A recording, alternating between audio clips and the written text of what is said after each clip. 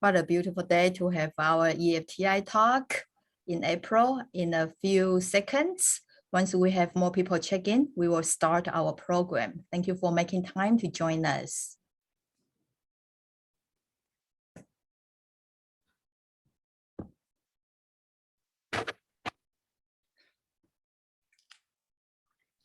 Welcome to our EFTI.Talk and IDEA.Talk, the Eric Friedenheim Tourism Institute, Department of Tourism, Hospitality, and Event Management, and Inclusion, Diversity, Equity, and Access, Dean's IDEA Council in the College of Health and Human Performance at the University of Florida, are presenting to you today's program, Celebrating Journeys, Celebrating the World, Every Day, Storytelling with a Travel Writer. It is my great honor to introduce Miss Edith Ho Friedenheim, who is a travel writer, musician, book editor, influencer, and philanthropist. She is the president of the Eric Friedenheim Foundation and serves as an industry advisory board member for the Eric Friedenheim Tourism Institute at the University of Florida. Edith, thank you so much for joining us. So today It's a pleasure to be here, Rachel, with you and with everybody in the audience. Thank you. Thank you for making time to join us. So the first question, our audience, students, faculty, and the industry partners, they are very interested in learning about you. So first question is, would you please tell us about yourself? What makes you stand out and how you empower yourself? I'm happy to do that. But first, I just want to give a very brief history, introduction, if you don't mind, because not everybody realizes that the travel and tourism industry has very interesting roots. Moses, the prophet Moses from the Bible, was the world's first tour operator. When he sent scouts out to Canaan to find the best place to bring the 12 tribes of Israel out of slavery in Egypt. In fact, even the Bible itself offered the traveler precise directions, such as, you have made your way around this hill long enough. Now turn north and cross the Zered Valley. So we're talking about a very ancient and venerable industry, the travel industry.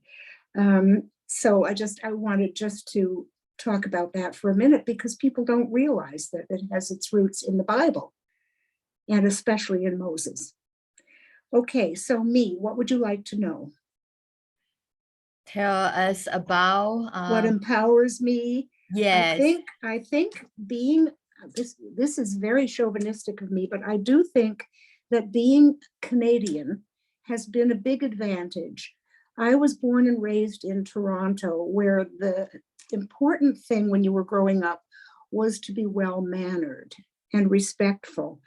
And I would think that it, more than anything else, has really served me so well as a travel writer, because when you are on assignment, you must show a great deal of respect for the culture, for the people, for the way of life, for the protocols. And we know that Americans are not the favorite tourists for Europeans and Asians. So we really have to counteract that with incredibly good behavior. Bad behavior will not get you anywhere as a travel writer. So I would put that first in my list. Also, I think, having been a concert pianist and been subjected to the grueling business of practicing the piano every single day, 3 or 4 hours a day, 7 days a week, 365 days a week, that particular discipline helped me a lot when I turned to writing and I had deadlines to meet and really needed to get the work done on time. Because an article is only as good as its ability to get published on time. You can't be late. So that was another way that I feel empowered in my chosen profession. That's wonderful.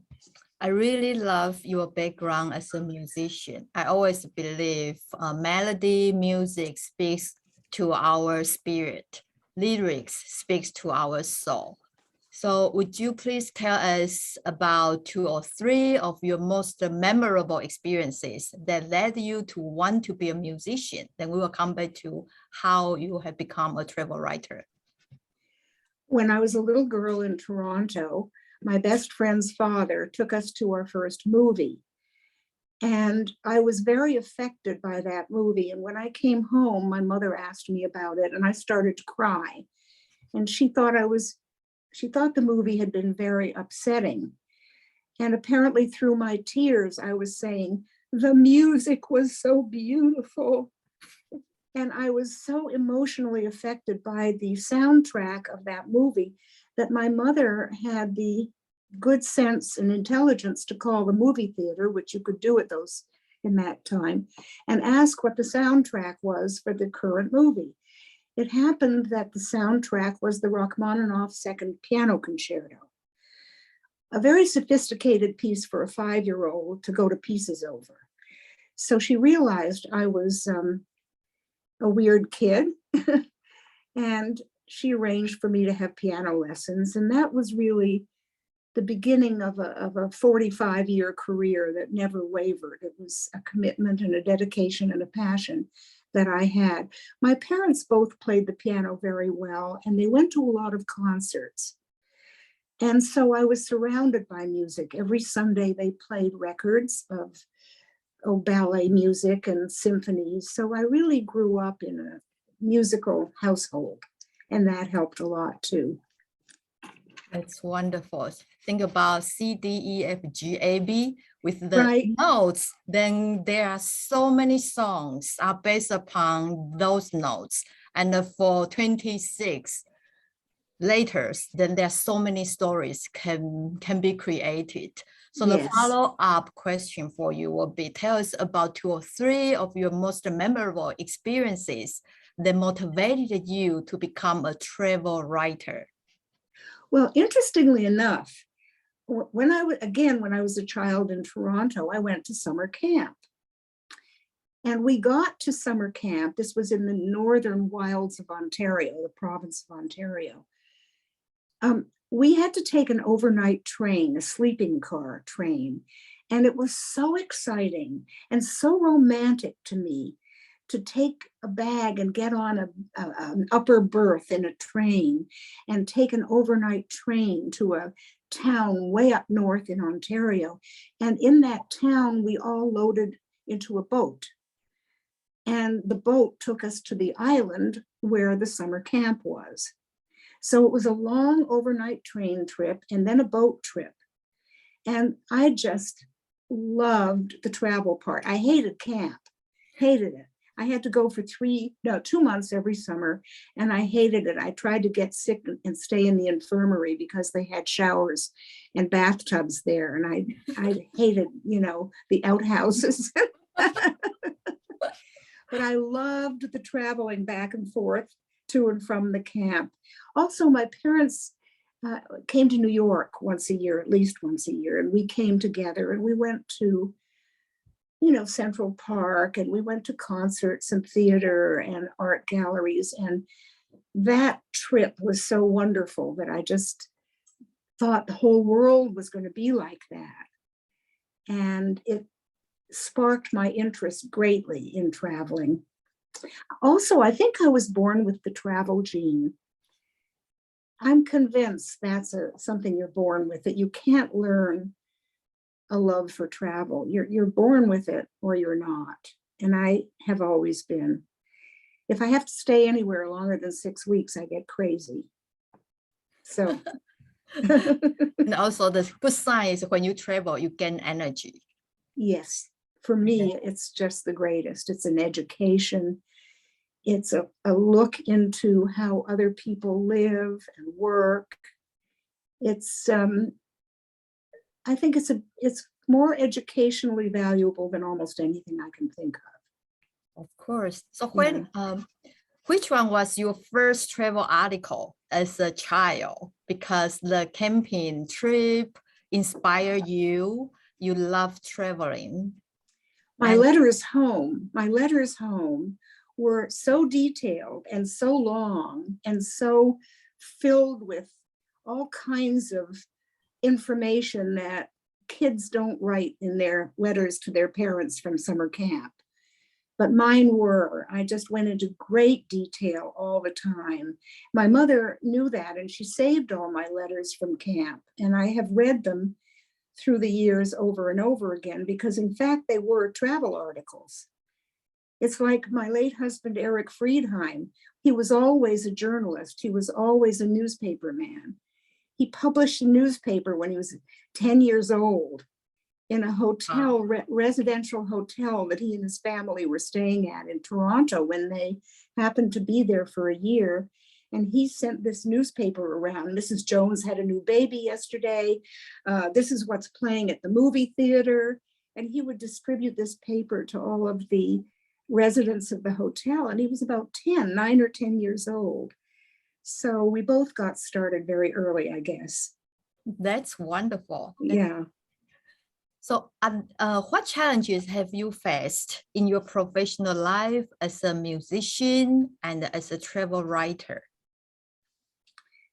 Well, as a travel writer, the small paychecks, the travel is just exquisite and the trips are wonderful. You can't really make a living as a travel writer unless maybe if you're the owner of a magazine or you publish many books. But generally speaking, if you're a freelancer, which I really was, there is not a living wage in it. The other things more than make up for that. So that was a challenge for me. Language was also a big challenge and still is and always will be for any travel writer, because you go to a foreign country and not everybody speaks English, and you have to deal with it, and you have to get creative and politely ask if there is someone around who does speak English and can interpret for you. Generally there is. So language is a major challenge. And the low paycheck is another challenge. Other than that, it's a very friendly industry. It's an industry that doesn't discriminate between men and women. Both genders are welcome to apply. So I must say, for me, it's been a dream career. It has been. Sounds wonderful. You travel, you write, and you relive all the moments. That's wonderful. Well, yeah, you know, the first travel writer was Marco Polo. I don't know if you realize that.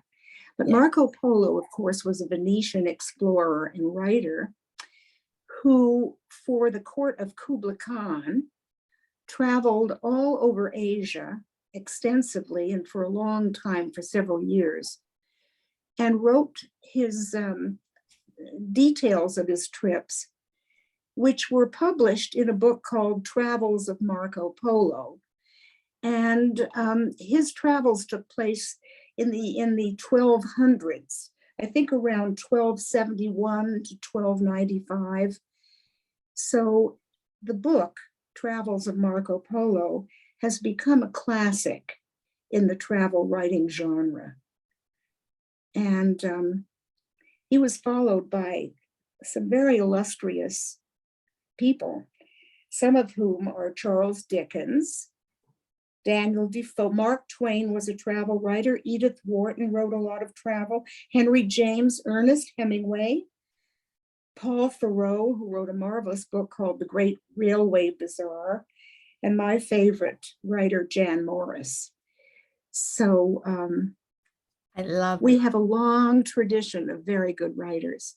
Yeah. Yes. It's so great to know Moses, Marco Polo. They both were business travelers. Moses was the first tour operator. Absolutely. Disney has nothing on Moses. Business traveler. One year I was in Prague and I went to a coffee shop and everybody was taking a picture. And it turned out that's because Hemingway was there for a cup of coffee and he signed his name on the wall, and that coffee shop has become an attraction. So I did take a photo and I was next to theirs. So yes. Oh, yes. Yes, you do. You run into all of these celebrities. It's a glamorous career. It's an interesting career, but you need to know the protocols and the social behaviors. It's very, very important. It can make or break you. Yes. And I just want to stress that you need to show great respect for the country and for its people and for its customs, many of which are very different from ours. I remember when I was in Barcelona, they had messed up our reservation at the wonderful old hotel, the Cologne Hotel in the old city. And they gave us the bridal suite, which had a wraparound balcony. They felt so badly that they had messed up the reservation that they upgraded us to this magnificent suite. And we were right opposite the Gothic cathedral that was so beautiful and so historic, so ancient. We just thought we died and gone to heaven. We came downstairs in the morning and there was a woman from New Jersey arguing with the doorman, or the concierge, I guess. Listen, can you get them to turn off those bells? Madam, those bells have been ringing for centuries. Well, I couldn't sleep a wink last night because those bells kept ringing. If you can't get rid of those bells, I'm not staying here. Well, we'll be very sorry to lose you, madam, but there's no way we can turn off the bells. This kind of thing happens all the time. All the time. And it gives us a bad reputation. Deservedly so. Things are not the way they are at home. They're never going to be the way they are at home. If you want them to be the way they are at home, stay at home. But you must be adaptable if you're going to go to another place and another culture and write about it. So it isn't possible for everybody because things do happen that are annoying. And you must have the knack and the ability just to take them in stride and not get upset. Agree. Because there's a lot of competition, and if you can't do it, someone else will, right? Yes, it's mutual respect. Yeah. Mutual respect. Yeah, understanding the cultural differences, the realities. So important. So important. Thank you. That was very interesting story you share. And the one thing I learned would be when we travel, be nice to those decision makers. The front desk, they did have the power to decide which room we are going to have. One time I was in Paris and I was so late. I arrived almost midnight. And the person asked me, "Hi, madam, why are you here?" And I said, "I'm sorry I'm late. I hope you still have the room. And to answer your question, I'm here to celebrate my 40-year-old birthday." And then he blinked and then gave me an envelope and he said, "Happy birthday." And then they upgraded me to the best room. And I was able to see. So there you go. Then I become their free marketing person. I would say, "Oh, if you go to Paris, stay in that hotel. They are just so fantastic." Yes. I was at a hotel, I think it was a Marriott hotel in Amman, which is the capital of Jordan, the capital city of Jordan. This was a fairly recent trip, just a few years ago. And I had accumulated a lot of things while I was in Jordan, and I couldn't pack them in my suitcase.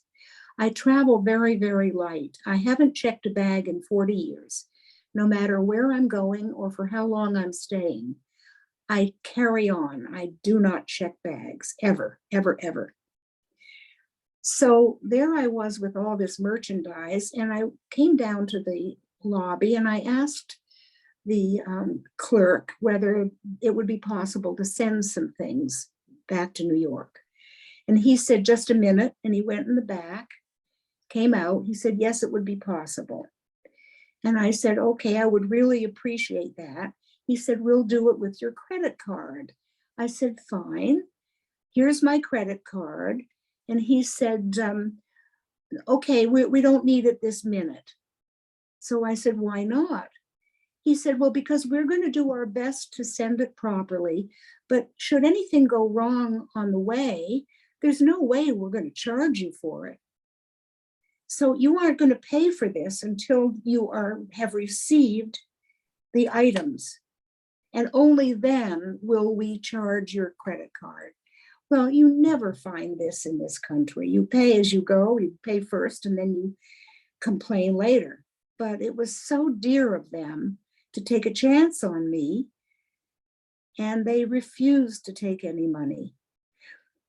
Another experience that I had that I wanted to share with everybody was in Chongqing, China. We were getting ready to board a small ship for a long cruise of the navigable portion of the Yangtze River. Now, this had never been done before. There are many cruises of the Yangtze River, but they're 2 and 3 nights. This was an 8-night cruise, and it went the entire distance. So we wanted to have dinner. A few of us, decided we wanted to go and have dinner at a restaurant before we got on the ship. So we walked along the main street there near the boarding dock, and we found a restaurant that looked very nice, so we went inside. A manager or an owner, I don't know who, met us at the door and started shaking his head. Well, we looked inside and there were plenty of tables. So we did, and he did, and we did, and he did. And this went on until finally he got so frustrated that he led us to the very back of the restaurant and into a little anteroom right in front of the kitchen, where he set up a table for 2 people, and we ate dinner. But we were so offended and so insulted. He obviously knew we were American. He obviously knew we were women alone, and we were building up this case against him, right? Well, we had our dinner, and then we went back to the boarding dock and spoke to some of our Chinese crew members who spoke English. And they explained to us that in China, people don't eat in pairs. They don't eat in twos. When they go to a restaurant, they have either 8, 10, 12 people. There is no such thing as a table for 2 or even for 4 in Chongqing. So that poor manager was upset because he had nowhere to seat us. There was no table small enough for us to sit at. And so he did the best he could, which was to set up a table for us in the back of the restaurant. And here we had decided it's prejudice against Americans. They hate Americans. They hate women. They hate this. They hate that. He was being gracious and kind and sympathetic. And we didn't know that in China, they don't eat 2 to a table. So I keep emphasizing the importance of protocol, no matter where you are, because it makes the difference between you're having a fantastically satisfying experience and arming yourself with a lot of hostility because they're not doing things the way you're used to having them done or the way you want them to be done. In which case, traveling is just not for you. It just isn't. And you should know that before you start looking at the career of travel writing. Yes, especially when travel with a tour company, they tend to reserve the tables at those designated tour-oriented restaurants. So that's why it's been really round table, sit at least 6, 8, 10. That's been the formula. Did you write Right. an article about your trip, that particular trip? Oh, yes. Oh, yes. Of course, this was an assignment from a magazine. All of my writing, almost all of my writing, were assignments from different magazines, which, too many to mention, and I don't even remember them all, I did a lot of other travel writing as well, but most of it was for these magazines. I had a wonderful time teaching restaurant reviewing at McGill University one summer in their summer program for high school students. The high school students were all math and science geniuses, and the administration of this summer program wanted them to have a broader experience. So they hired me I had two subjects I taught. One was music appreciation, and the other was restaurant reviewing. And that was wonderful because these kids were not civilized enough to take them to a restaurant. They were 15-year-old, wild kids without manners. So I knew I couldn't take them to a restaurant. So their first assignment was to review the vending machines in the cafeteria. What do you mean, vending machines? How can we review a vending machine? I said, it's simple. Did it take your money? Did it give you your change? Was the hot food hot? Was the cold food cold? Did they have a good variety of choices? Many, they said, oh. But again, if you used your imagination, you come up with all kinds of interesting alternatives. So they wrote some vending machine reviews, and then I took them to a mall. And I said, okay, you do the country's best yogurt, you do Sbarro's pizza, you do this. And then they did that. And eventually, after a few weeks, we did go to a restaurant and they did behave. But it took a couple of weeks to train them. That's wonderful. When I taught that marketing for hospitality tourism class, we had a secret shopper assignment. And the class is always 8 a.m. on Monday, electives. And the reason for that, because I wanted the most motivated students. Yes. And the assignment is the companies, when they love our class, the class I taught, they will Right. they provided gift cards, and the students' assignment is to eat and write. Okay. And so much fun, like what you had Challenging, shared. right? Yes, yes. So I would like to come back to one question. I think we all will be very interested in learning from you. In terms of writing the travel article, how did you process the writing plan? Well, I always took either an iPad or a laptop with me wherever I was going.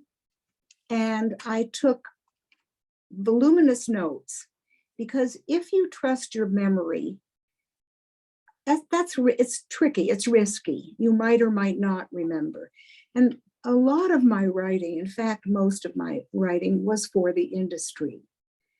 I wrote for the travel agents, for the car rental companies, for the hotels, the airlines. And, there were a lot of details that were needed in those articles. They were not, I love to tell people that I wasn't interested in consumer writing so much after the Frommer books that I updated, because I wasn't interested in the 10 best beaches to take your dog.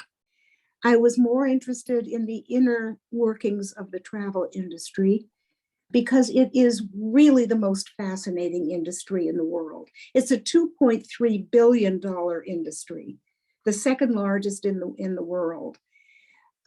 So that's travel and tourism. So because of the detail that was needed for my articles, which was room size and room configuration, where everything was, and what commissions did they pay to the travel agents, and what facilities did they have, what handicap facilities did they have, how many restaurants did they have, when were the museums open? What day were they closed? I mean, things like that.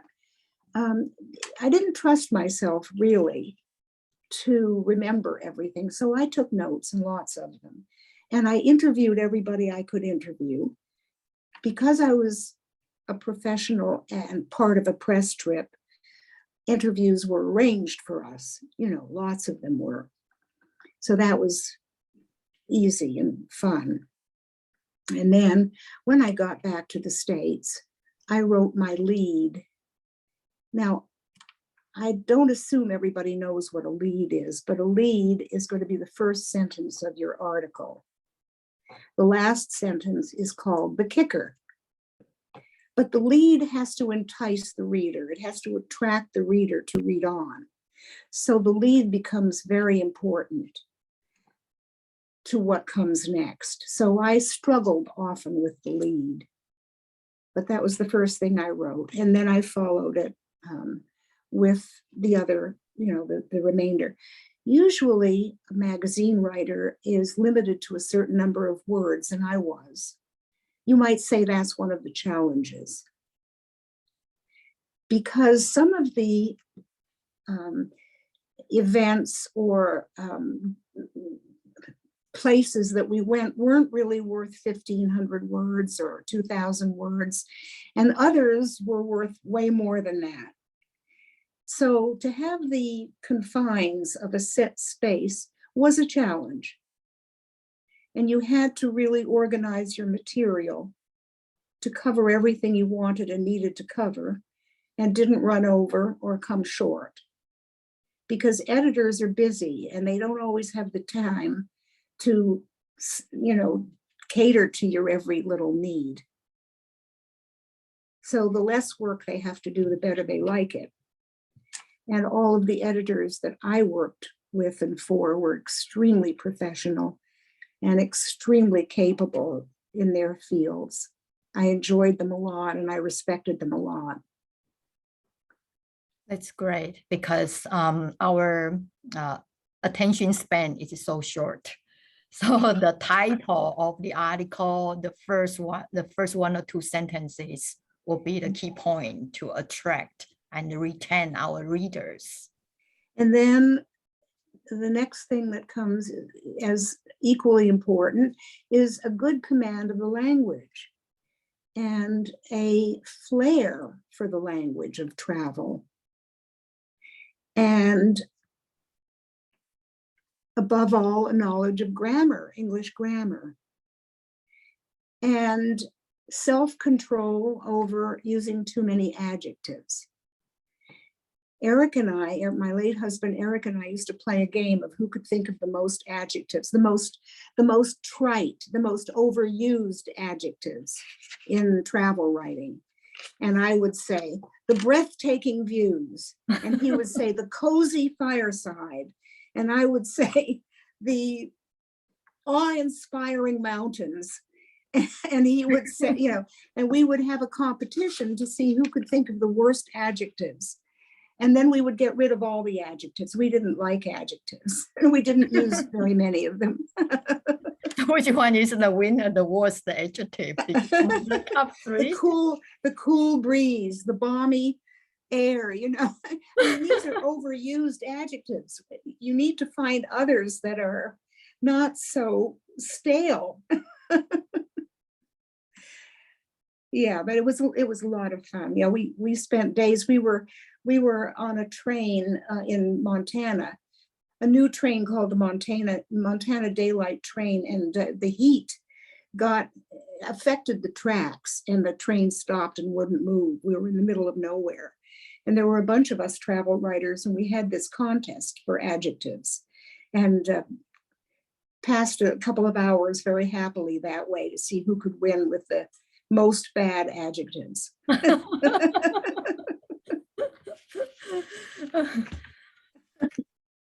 Yeah, you always find a way out of the mess that you're in. Thank you for sharing. Those are very important tips. And with the technology, probably the software can detect, Yes. okay, this article has too many bad adjectives. Yes, that's right. Wouldn't it be nice if it could, but it can't. Technology cannot do that for you. You have to do that for yourself. Yes, yes. It'll correct your spelling, but that's about it, right? Yes, yes. And the emotional connection and make the whole experience so vivid will be so wonderful.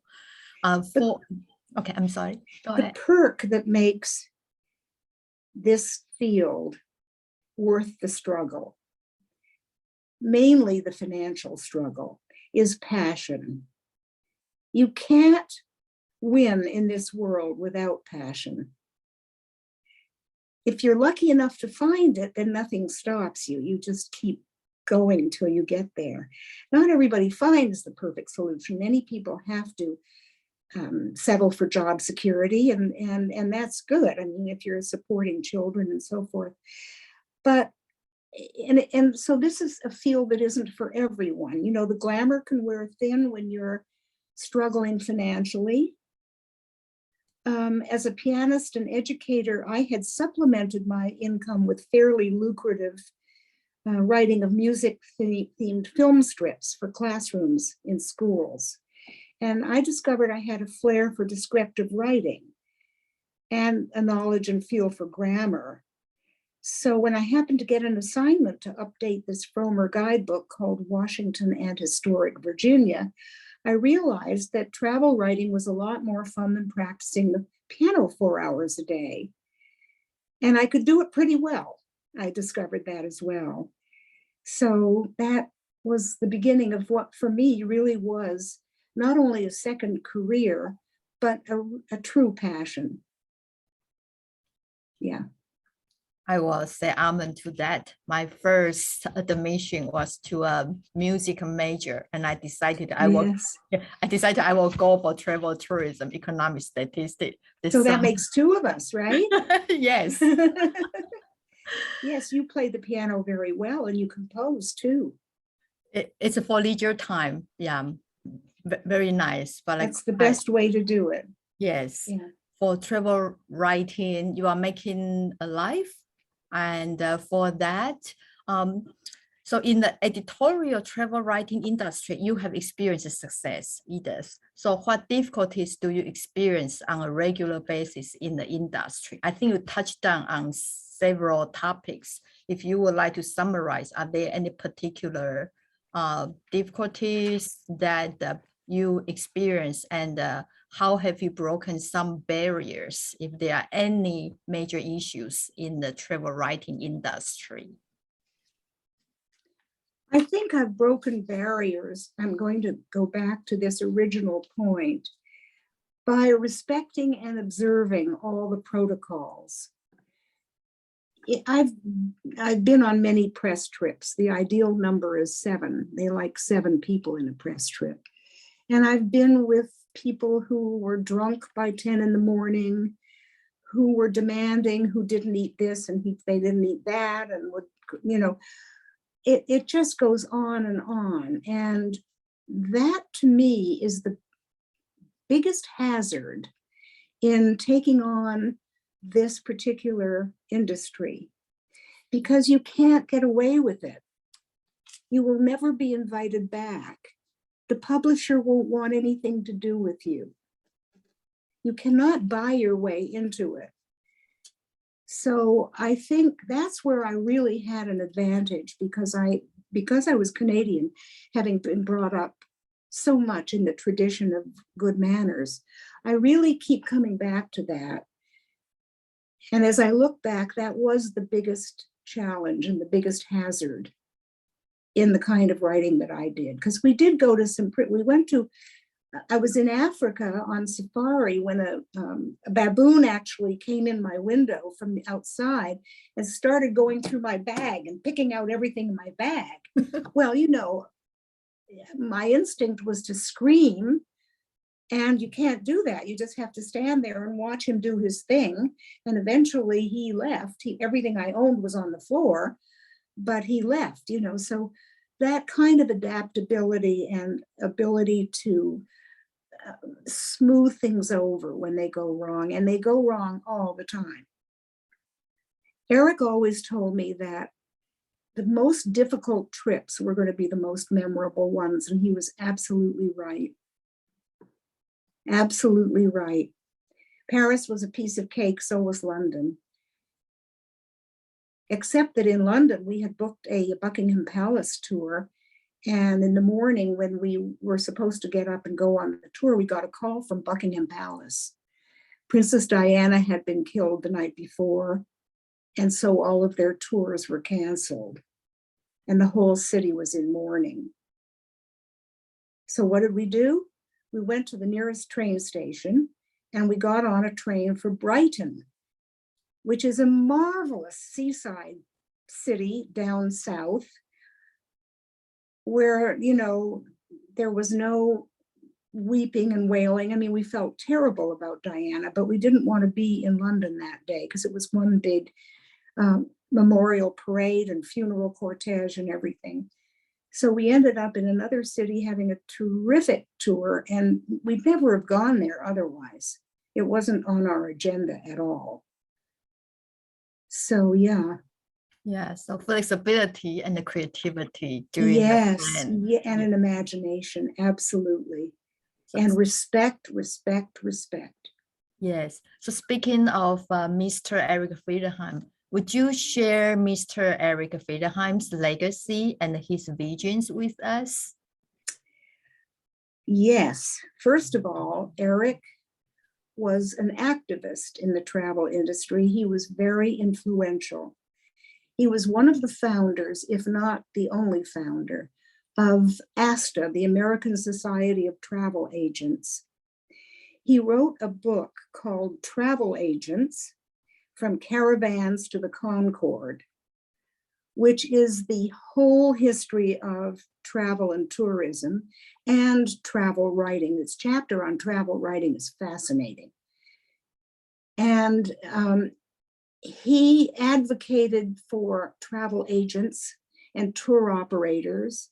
He felt that their roles were very important to the traveler, and they are.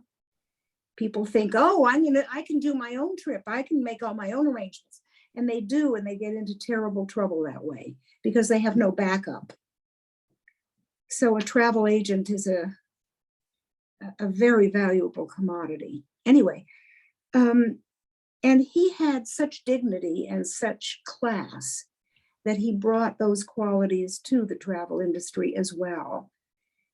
And he wrote a weekly editorial every week that he was the owner and publisher, not publisher, editor-in-chief of his own magazine, Travel Agent Magazine, which was a weekly news magazine in the travel industry.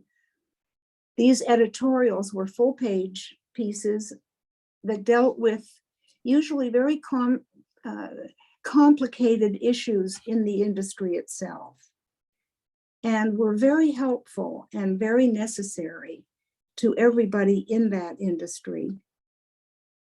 And they looked forward to reading his editorials, and there are, 40 years of editorials, and they're all wonderful. And they really trace the whole thing, the whole travel business, from when he bought his magazine in the 50s, early 50s, to the time that he sold it and stayed on as editor-in-chief in the late 80s. So that was a legacy that everybody acknowledges was unbeatable and unique. Yes. And he's a sweet person. Of course. You were forever a sweetheart. And yes, he was. Yes, he was. Yes, and we are very honored to have Eric Friedenheim Tourism Institute, the first endowed travel institute research. He would be so thrilled by that, Rachel. Yes, with us. Thank you. So I would like to, first of all, thank you so much for sharing Eric's story and your stories. So we are toward to the Q&A question section. I do have a few questions from our students, faculty. So the first one is, as a successful travel writer, what words of advice would you give to aspiring other writers? Treat everyone with respect. Learn your craft. There's a lot of competition in this field. You had better have a good, strong command of the language and understand your adjectives and limit them. And you need to know grammar. I mean, spell check is one thing, but sentences need to flow. And there are many, many examples of terrific travel writing. Off the top of my head, there's a series called Best American Travel Writing, and it goes year by year, every year, 2022, 2021, 2020. Best American Travel Writing. That's a wonderful source for people looking to get into the industry. But most of all, you need to be a master of your craft. You need to know how to write. And also, of course, you need the people skills to get the job in the first place. And you can probably teach them more about that than I can. Because you are a master of getting what you need without being obnoxious in the process. That's the challenge here. Nobody's going to have the patience for someone who is a prima donna or egotistical or nasty. Nobody wants to bother with them. Just won't happen. So that's my advice. Be respectful and be very capable and professional in the writing that you do. Learn how to do it well. Thank you. Wonderful insights. The follow-up will be, what advice would you offer to our students? The previous one was for aspiring other writers, and now how about for our students? Well, I think pretty much the same. Master the language, master the language. Read examples. Read examples. You will see, especially the books of Jan Morris. Jan Morris was a Welsh travel writer who originally was named James Morris. In 1983, James Morris had a transgender operation to become Jan Morris. And in either gender was the best of all the travel writers anywhere, anytime. So anything that Jan Morris wrote is going to be wonderful and fascinating and interesting. And I remember hearing her speak some years ago. She died recently.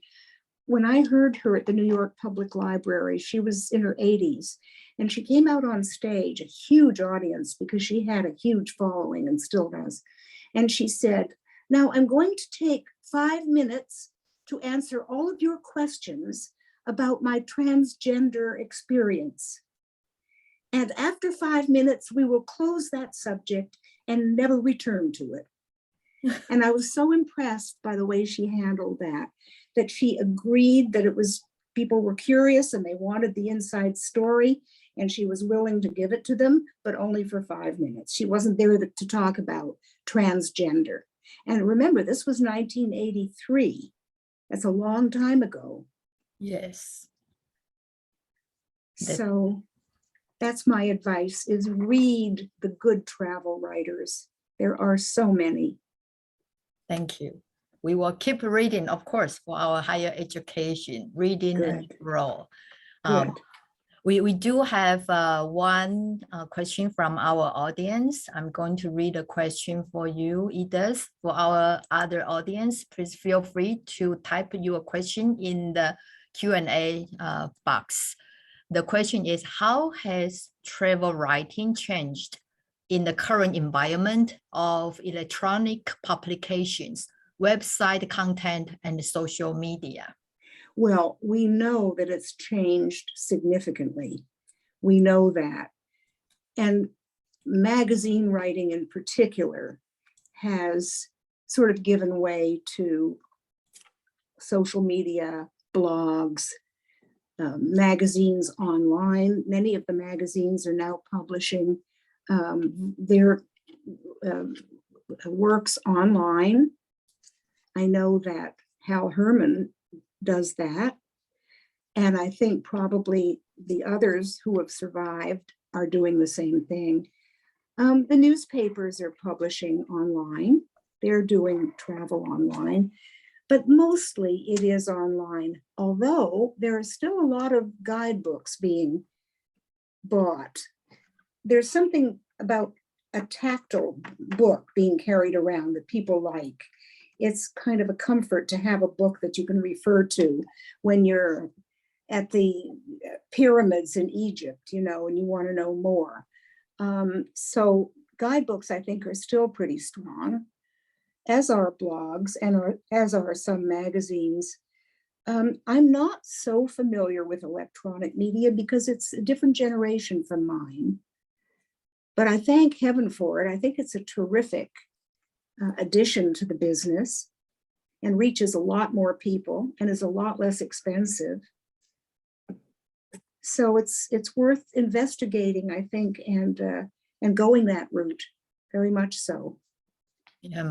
Thank you for answering the question. Of course, to have a physical book, the feeling is great, the experience, the moment. On the other hand, have all the e-books in our laptop, I feel like I'm carrying the library with me. So that's a very powerful feeling as well. Yes, I'm sure it is, right? Yes. And these books, these guidebooks are heavy to carry. That's the other thing, they're heavy. And if you're like me and don't ever check a bag, it's a challenge to pack a heavy guidebook or two, definitely. Yes. So yes, the electronic media serves a very vital purpose in this industry. Yes. Like you, I travel light too, because I always believe when we travel light, we travel further. That's the philosophy I have. Yes. Oh, yes. Well, it's not necessary to pack a lot of stuff.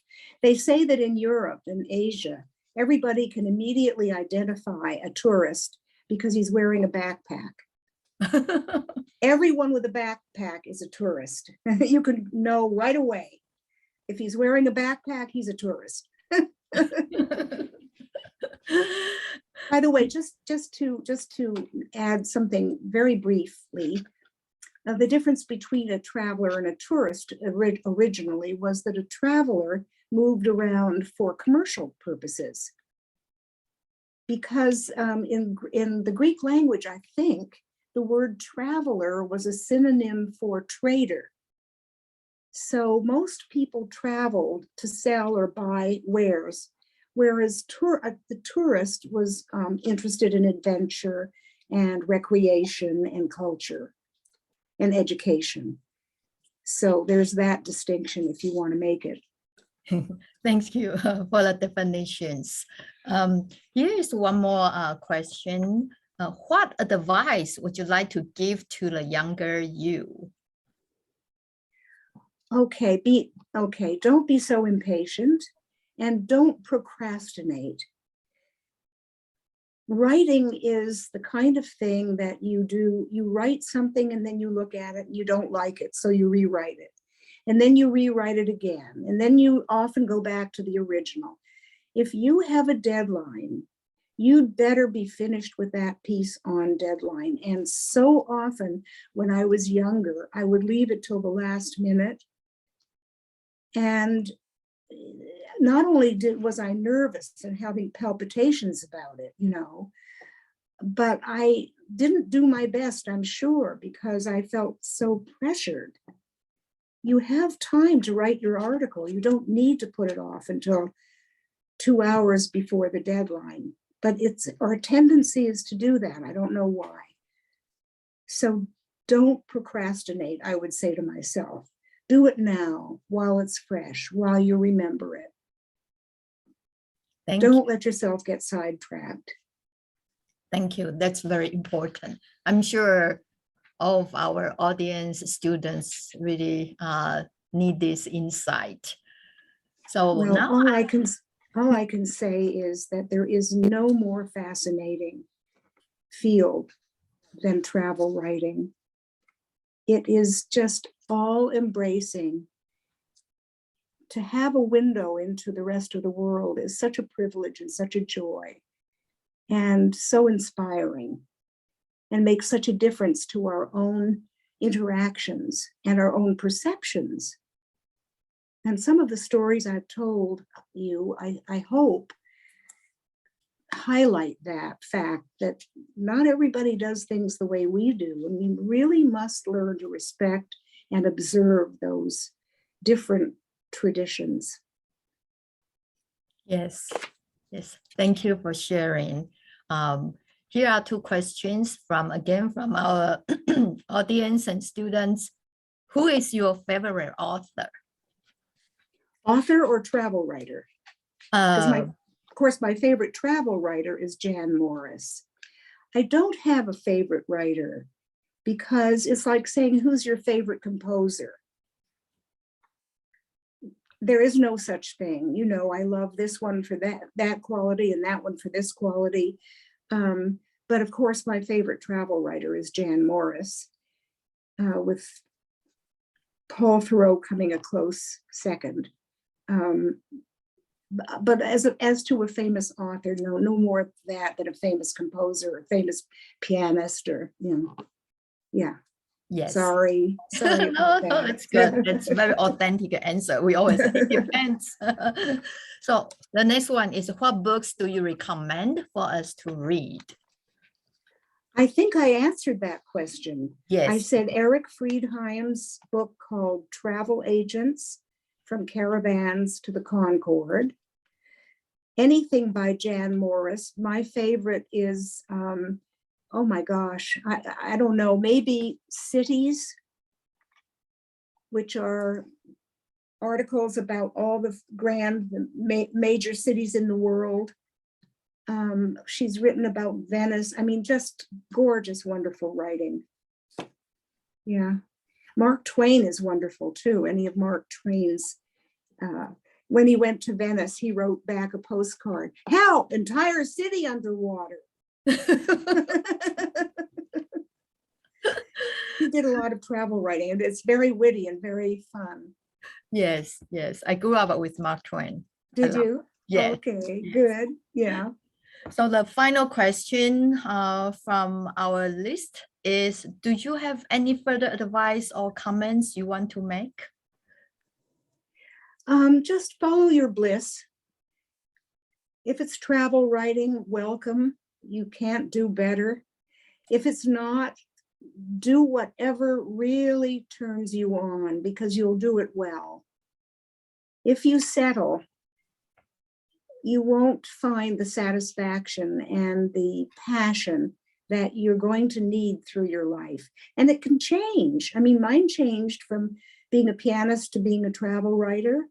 I loved them both equally. They satisfied different needs, and you can explore that possibility too. But follow your bliss for sure. Thank you so much, Edith. My pleasure. My pleasure, Rachel. Thank you so much for your time, for your experiences, for the stories and all the wonderful destinations and the very special experiences you have been through. Audience, students, faculty, colleagues, I appreciate you and your presence. I hope you enjoy our webinar as much as I have enjoyed having you as our audience. And I hope you will become the true travel writer of your own life journey. And I wish you all have a wonderful, I'm overusing the adjective now. No, that's a good adjective. Okay, thank you. No, that fits. Okay, wonderful life journey, and be the best author of your own travel journey and make the best out of it. Thank you, and you all have a wonderful week. Bye. Bye-bye.